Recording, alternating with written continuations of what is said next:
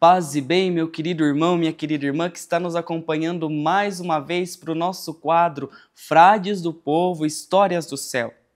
Na história de hoje, vamos conhecer um pouco mais sobre o Beato Tomás de Oleira. Mas antes disso, eu convido você a novamente, então, arrumar o seu cafezinho, porque sem um cafezinho a história parece que não fica boa o suficiente. Ou chá, alguma coisa, né? Porque às vezes o pessoal é do chá. Mas arruma alguma coisa para acompanhar a história, se prepara e senta que lá vem história.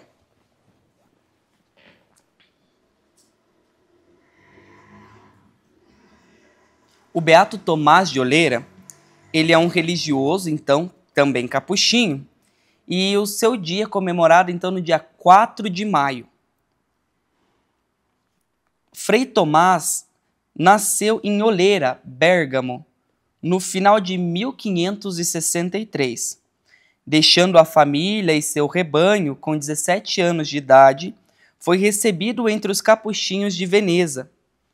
Ele era um frade não clérigo.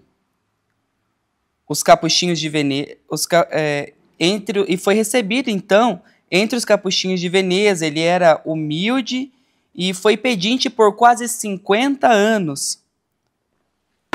É muito importante vocês saberem, queridos irmãos, que muitos desses nossos frades foram então esmoleres, ou como está escrito aqui, pedinte. O que era a função desses esmoleres? Eles precisavam ajudar a manter a alimentação dentro do convento. Então os frades colocavam alguns sacos assim nas costas e iam por toda a cidade arrecadando alimento para conseguir ajudar com que os frades vivessem dentro dos conventos. Outra coisa interessante que é bom de vocês saberem e perceberem é que entre essas nossas histórias, os frades estavam vindo de várias realidades diferentes.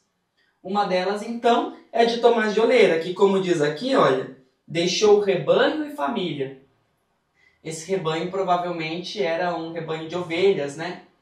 Mas é interessante saber que nós também somos assim.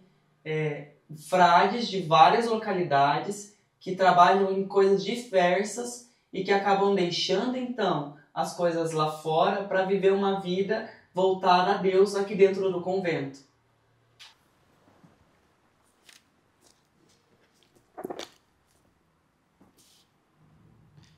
Como eu disse, então, ele era um frade não clérigo. O que significa isso? O que significa isso?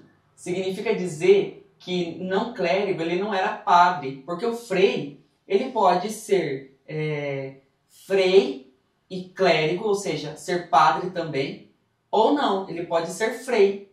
E porque no início, desde o início da nossa ordem, na verdade, São Francisco ele cria uma ordem de irmãos. Entre essa ordem de irmãos, já lá naquele começo existiam aqueles que eram padres e aqueles que não eram padres e tinham outras diversas funções. Então é importante que você também aí saiba que dentro da vida do Frei Capuchinho não é necessário que todo mundo queira ser padre. Muitos não são. Como Francisco, inclusive.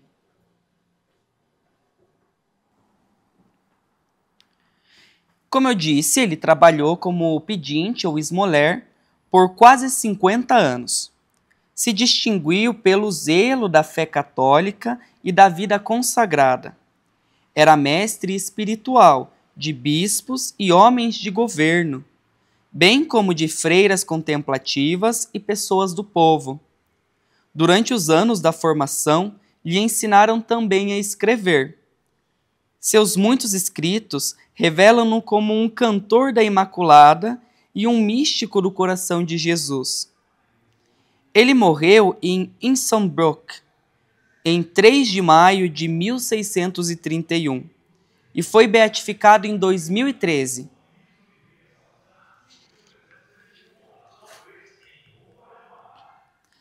A leitura que a gente vai fazer hoje, ela é dos escritos do próprio Beato Tomás de Oleira, então escritos de seu próprio punho.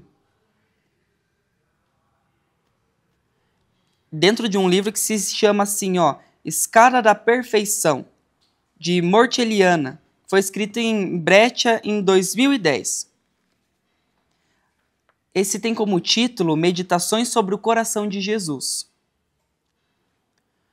Ó sagrado coração do meu amabilíssimo Senhor, peço-lhe para que dirija a minha alma, sendo vós, ó meu querido coração, o meu recurso, meu consolo. Ah, coração de meu Deus, coração onde se sentou e ficou aquela alma abençoada, colocada no meio do corpo do meu Salvador. Coração formado pelo poder de Deus, coração cheio do próprio Deus. Seu coração era como um alvo. Assim, a humanidade de Cristo não sentia dor, nenhuma mínima que ferisse o coração do Senhor. Sofrendo a nobilíssima humanidade de Cristo em todos os seus membros, sofria incomparavelmente o coração de Cristo, porque dentre todas as dores dos membros de Cristo, todos feriam aquele coração. Ó minha alma, se tu contemplas a dura e amarga paixão, fora do Senhor amado, contempla também a paixão do seu amado Deus interiormente.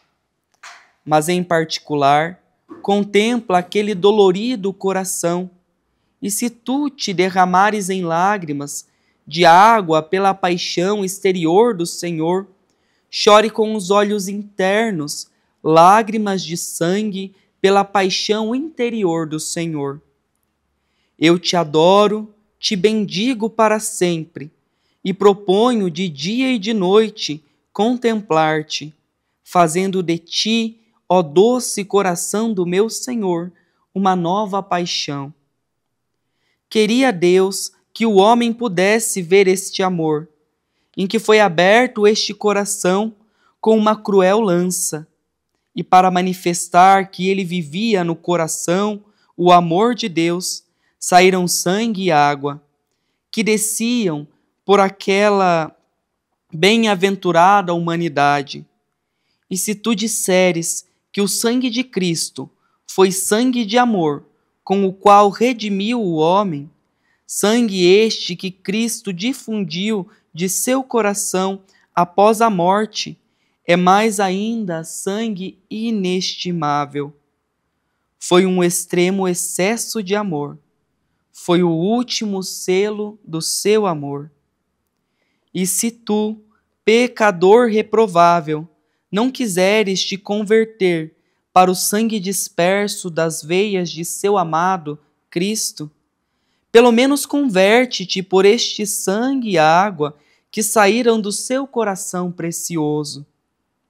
Olha para aquele coração aberto, esconde-te nele, faz nele a tua morada, porque aquele coração estendeu todos os santos do céu e compreendeu todos os seus servos que estão na terra. A lança abriu o peito e furou o coração, de onde surgiram aqueles 2 rios de amor e de caridade, para que todo justo pudesse beber aquele amor e também os pecadores pudessem beber o sangue derramado de sua misericórdia e beber a água suavíssima de seu amor. Ó, quem já viu este coração aberto e quem viu sair o sangue e água? Eram como 2 rios, um da misericórdia, que é o sangue aonde pode ir todo pecador, esperando a misericórdia certa. O outro é o rio da água, para o qual certamente poderia e pode ir cada amigo fiel, de que espera de Deus virtude e perfeição.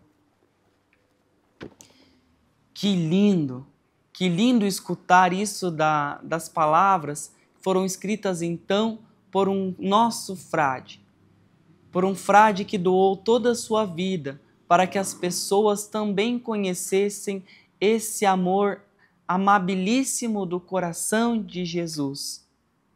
Possamos nós também, irmãos, começar a criar mais devoção por Ele. Que estas palavras nos inspirem a estar cada vez mais próximos de nosso Senhor.